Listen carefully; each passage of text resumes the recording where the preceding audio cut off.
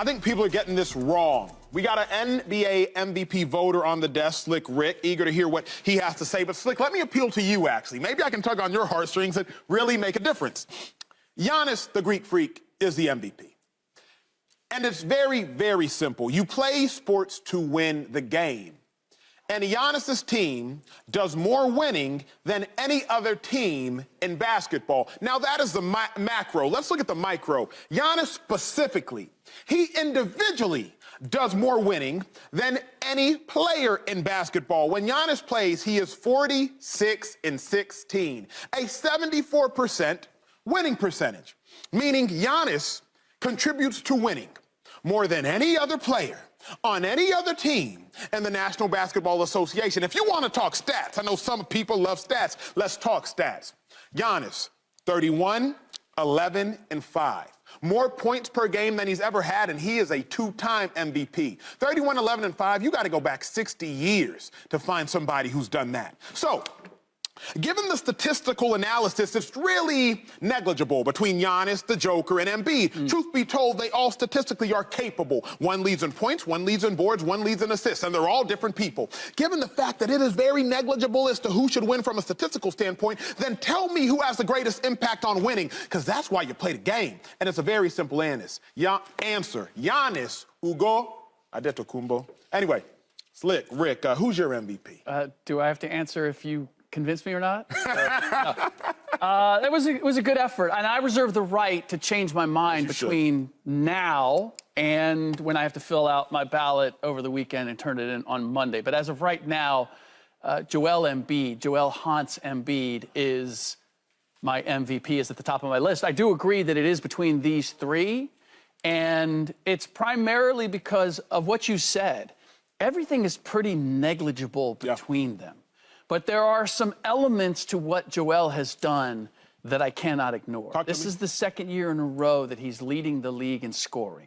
His efficiency is, when it comes to scoring, is the best of any of the 30-point-plus scorers.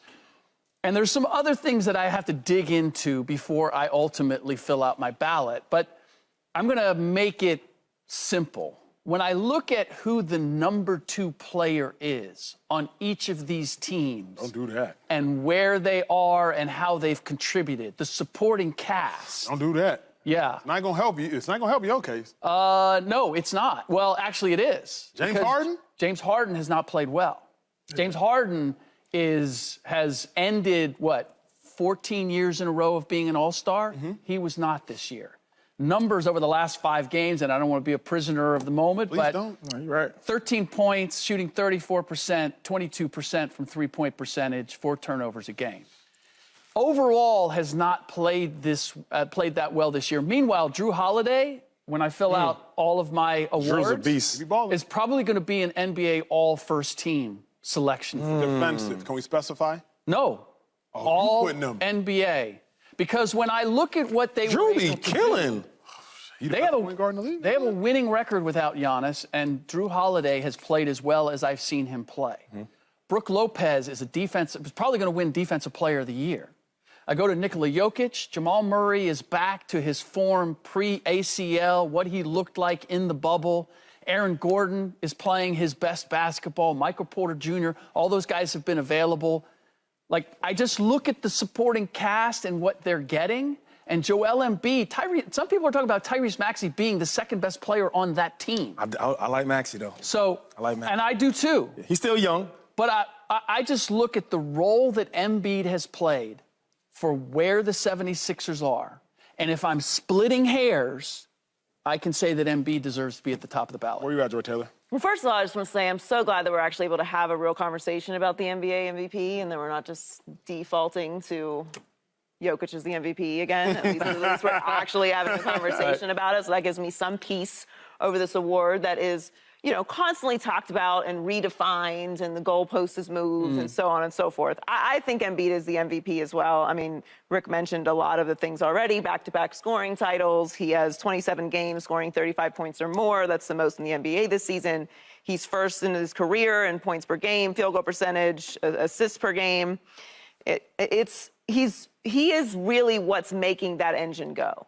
And to me, when you think about what is the actual MVP, and Rick sort of alluded to this with the surrounding cast, which I do think is something that you should consider when you talk about the MVP, and I think it's part of the reason why Jokić has won the MVP for the past 2 years, is that we've really felt like he does everything and has had no help. Sure. And that's fair. That's fair to consider that when you're assessing what the most valuable player is. And perhaps we need to rename it. Maybe it needs to be the most outstanding player. But that would change it.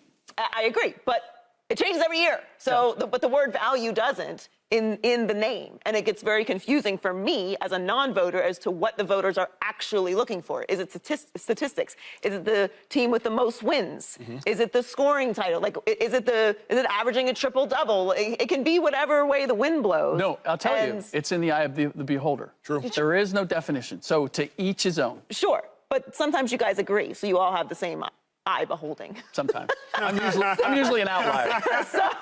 So I think it is Embiid this year. I think he contributes the most. He's the most valuable player to his team, which is a great team, which is contending, and the statistics also support it. While I will say it is splitting hairs. Yeah, I like Embiid. I think he's playing on another level this year. I've seen this before with Embiid. He didn't win it, so you never know, man. We'll see. Here's my issue, though. My issue is this. It's like the argument for Embiid, I think, was more so like Shady's argument. We haven't seen him win him before. Steph Curry, what's Steph Curry say? Well, Embiid surprised us with the leap he took. It's not most improved player. It's the most valuable player. Now, Joy spoke of the engine that goes. Giannis's engine goes further. So any argument that can be made about Embiid, I believe Giannis can make it better. He's more conducive to winning, whether he plays or whether his team, you look at his team at large. They win without him. Yes, but they win without him. So do the Sixers. And Embiid has played more minutes than Giannis this year. Sure, but even if we want to talk about Embiid and his scoring, we gonna let 1.5 points be the difference between MVP? Like, let Embiid get a scoring title. But you just said that. Let Embiid get a scoring Your title. whole breakdown about the double-doubles and all that, where Embiid's 33 and 10 and your boy's 31 and 12. That's why I don't care. But you made a big deal about it. It's the same thing. The biggest deal to me is winning, because that's what you play for. Because truth be told, Embiid is averaging 32 and 10. Giannis got like is averaging 4 more 31 and games. 11. Four more games They're up by 2.5 games over the 2 seed. They're up by, I believe, 4 games. But Giannis over has played less minutes than Embiid, and they've won games without Giannis there. Yep. But they won games without Embiid there. Okay, but hold on. Did you Talk to have me. an issue with Giannis winning when they didn't have the best record in the league? No, because he was so dominant. It wasn't as negligible. Like, let me say my thesis statement, Slit. Let me talk to you, Dartmouth. If I am going to split a hair, the hair I would most want to split is winning. Because that's what's most important. Points per game isn't more important than winning. Assists ain't more important than winning. Blocks ain't more important than winning. Efficiency ain't more important for winning. Three-point percentage isn't more important than winning. Being a 90, 40, 50 guy isn't more important. So if I have to split one hair, let me split the most important hair. Who does the most important thing the best? It's Giannis. But then you would have to vote for Nikola Jokić because their record is 4-7. They have a losing record when he does not play. Both Milwaukee and Philadelphia have winning records, even when Joel and Giannis. But then why am I...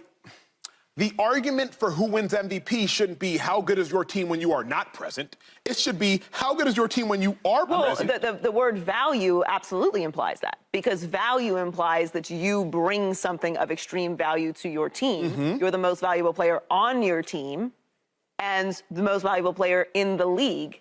So that is reflective. Well, this is where it gets tricky, though, is how easy is it for me to still function without that player? And that goes to things that are beyond the control of the player. How good is your coach? Right? How versatile are your other pieces? How well does your system function without that player? So, and that's really getting into the But okay, weeds, let me go like this, because I like the point Joy made, because she is correct. But I think it's the reason I'm so staunch standing on Giannis being an MVP is, don't tell me how bad I am when you're not there. Tell me how good you are when you are there. So while the Nuggets are the worst team when the Joker's not present, the Bucks are the best team when Giannis is present. And that, to me, Joy, weighs more than like, well, the Nuggets are really bad without the Joker. Sure, but when the Joker plays and when Giannis plays, it's still marginal. But Giannis has a 74% winning percentage, and the Nuggets got a 71% winning percentage. So value to me is how good are you when I'm present, not how bad are you when I'm absent. Isn't this kind of the argument they use against KD, though? Talk to me. Like, that the team was already good, Mm-hmm. right? And KD made it better, but it was already so good. So how much did he really contribute to it? Mm-hmm. That is the argument, but that serves my argument. Like, my argument is the same. My argument is... Well, no, not unless we keep the same energy for that. Like, if the team is that good and you add value to it, then you can still be a great player. But how great are you if the team was already that great?